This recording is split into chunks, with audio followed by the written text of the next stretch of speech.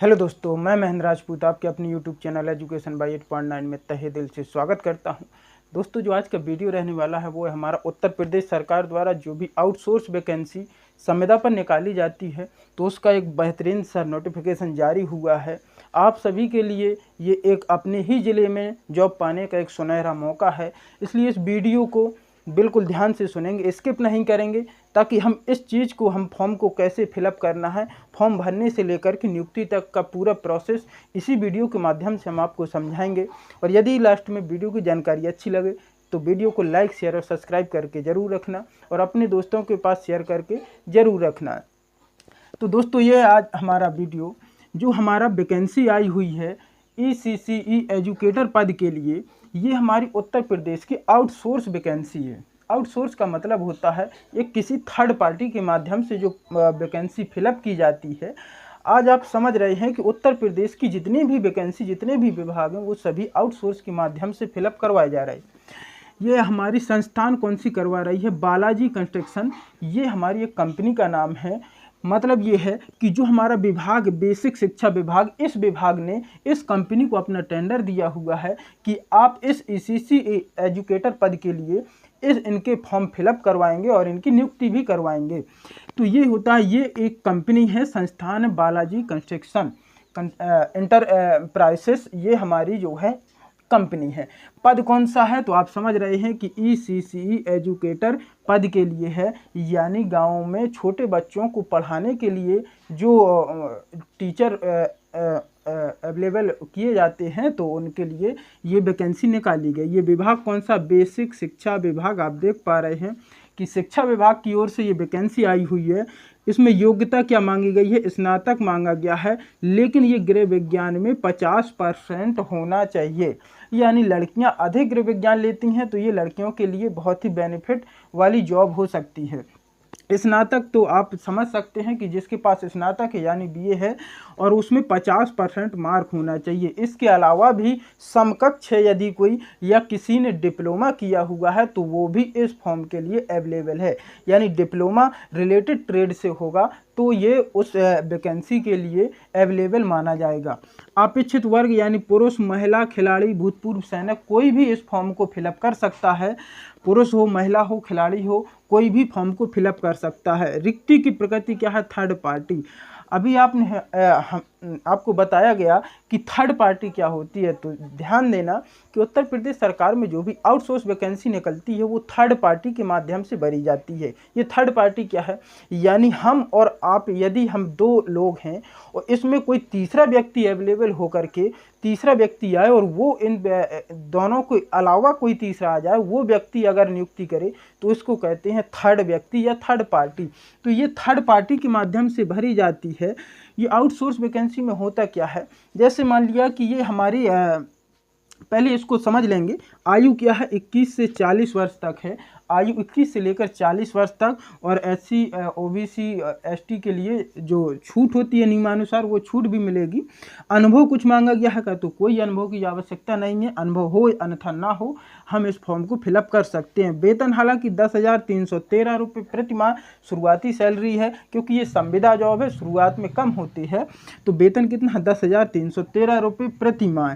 कार्यस्थल क्या रहने वाला है? तो यूपी का एक डिस्ट्रिक्ट है जालौन, तो वहाँ जालौन से निकली हुई ये वैकेंसी है। अब आप समझ सकते हैं कि फॉर्म डालने के लिए तो पूरे उत्तर प्रदेश में कोई भी डाल सकता है। उत्तर प्रदेश का कोई भी व्यक्ति इस फॉर्म को फिलअप कर सकता है, जितने भी उत्तर प्रदेश में 75 डिस्ट्रिक्ट हैं सभी के। लेकिन जो व्यक्ति उत्तर प्रदेश का, जो स्टूडेंट उत्तर प्रदेश के जालौन से होगा तो उसके लिए बहुत ही अच्छी जॉब होने वाली है, क्योंकि उत्तर प्रदेश के जालौन डिस्ट्रिक्ट से है। और पद कितने हैं? पद 110 वैकेंसी है। बहुत वैकेंसी है, क्योंकि केवल जालौन में 110 पोस्ट निकाली गई है। अंतिम तिथि क्या है? 3/8/2025। एक महीने का पूरा टाइम दिया गया है।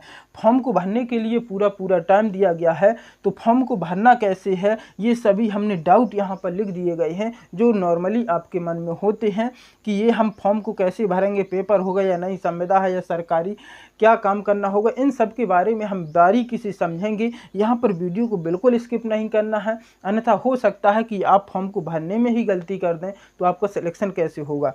तो दोस्तों, ये समझेंगे हम। सबसे पहले पहला समझेंगे कि फॉर्म को कैसे भरें।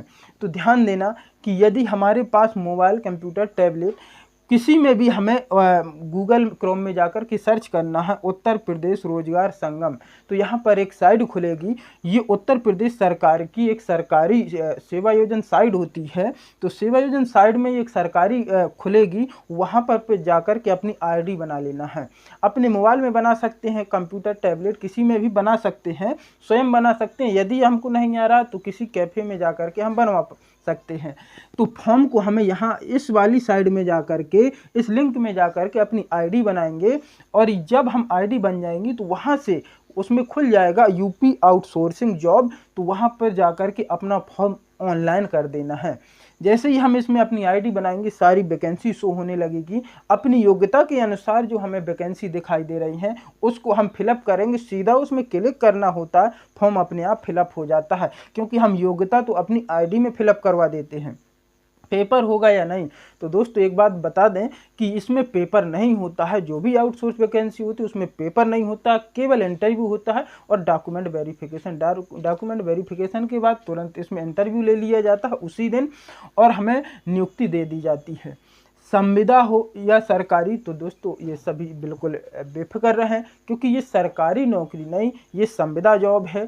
उत्तर प्रदेश में 80% लगभग नौकरियां संविदा पर रखी जा रही हैं। तो ये भी एक संविदा जॉब है और ये बढ़िया जॉब है। कार्य क्या करना होगा, एजुकेटर का पद है। आप सभी जान रहे होंगे कि जो हमें शिक्षा से संबंधित एजुकेटर, मतलब कि उसको सलाह देना या किसी के घर में जाकर के पढ़ाना, छोटे बच्चों को सलाह देना या बूढ़ों को सलाह देना, यही एजुकेटर का काम होता है। एक एजुकेटर के रूप में काम करना होगा।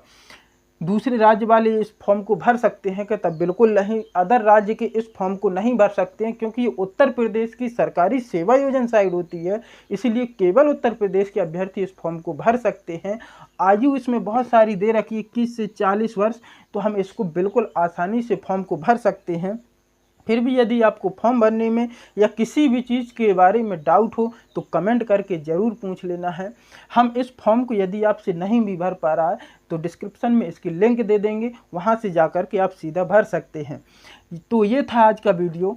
इसमें आउटसोर्स में होता क्या है, देखिए जैसे हमारी यहाँ पर 110 वैकेंसी है, तो हम यहाँ पर हम समझ सकते हैं कि यदि हमारे पास 110 वैकेंसी है तो 110 का 3 गुना ये हमें बुलाया जाएगा। 110 का 3 गुना अभ्यर्थियों को क्वालिफाइड किया जाएगा, यानी रैंडमाइजेशन प्रक्रिया अपनाई जाती है। आप समझ सकते हैं कि 110 वैकेंसी है तो फॉर्म तो कम से कम 4 से 10 हज़ार पड़ जाएंगे, लेकिन इसमें कितने 330 अभ्यर्थियों को पास किया जाएगा, यानी 3 गुना। 110 वैकेंसी है तो 330 अभ्यर्थी ही इसमें क्वालिफाई होंगे। किसके लिए, हमने बताया कि इसमें जो है जब रैंडमाइजेशन में अपना नाम आ जाता है तो यहाँ पर ये हमें कॉल करके या मेल करके बुला लेते हैं कि भाई आपका डॉक्यूमेंट वेरिफिकेशन है और इंटरव्यू है, फला फला जगह पर है। तो मेल के द्वारा या फिर मैसेज के द्वारा ये बुला लेते हैं। और कितने बच्चों को बुलाएगा, 3 गुना। जो वैकेंसी होती है आउटसोर्स की उसका 3 गुना बुलाया जाता है। उन 3 गुना से जो भी हमारा डॉक्यूमेंट वेरिफिकेशन और इंटरव्यू लिया जाता है, उन्हीं में से 110 को छांट लिया जाता है। इसमें पेपर कुछ नहीं होता है। तो ये बहुत अच्छी जॉब है और संविदा जॉब है। हो सकता है इसका भविष्य बहुत ज़्यादा उज्जवल हो, नहीं तो हमारा ये भाई रोजी रोटी के लिए तो काफ़ी है। 10,313 रुपये प्रति माह है, तो ठीक है, क्योंकि अपने गांव स्तर पर या अपने ज़िला स्तर पर जॉब यदि मिल रही है तो बहुत ही अच्छी है। तो दोस्तों ये था हमारा आज का वीडियो की जानकारी अच्छी लगी हो तो दोस्तों के साथ ज़रूर शेयर करें, ताकि यदि आप के द्वारा शेयर करने से किसी दोस्त का फॉर्म भर दे और उसका सिलेक्शन हो जाए तो आपको दुआ ज़रूर देगा। और वीडियो की जानकारी अच्छी लगी हो तो लाइक, शेयर और सब्सक्राइब करके ज़रूर रखना। धन्यवाद।